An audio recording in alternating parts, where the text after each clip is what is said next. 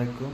তো মাছ ধরার পরে যে ছোট মাছগুলো ছিল সেগুলো একটু সুন্দর করে রান্না করব।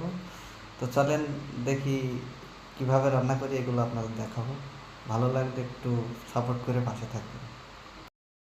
তো মাছ ধরার পরে আমরা এখন একটু চচ্চড়ি করব, একটু হলুদ দেব, আর সব কিছু দেওয়া আছে, পেঁয়াজ রসুন ঝাল, তারপরে টমেটো কুচি, তারপরে ধনে পাতা আছে।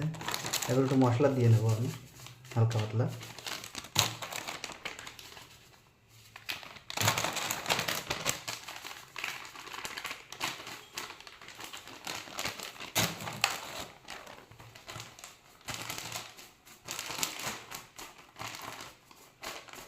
মশলাগুলো দেওয়ার পরে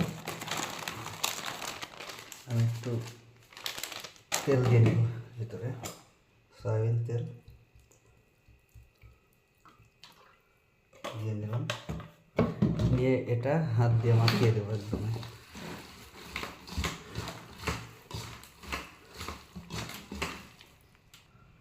তো আমার তো রেডি হয়ে গিয়েছে এগুলো, এখন আমি চুলোয় বসিয়ে দেব। তো রান্নার জন্য চুলোয় বসিয়ে দিয়েছি। তো এটা কিন্তু এখন ঢাকা দিয়ে দেবো একটু।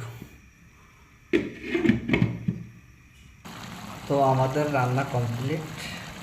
সবাই দেখেন কত সুন্দর কালার একটা এসছে, দেখেন।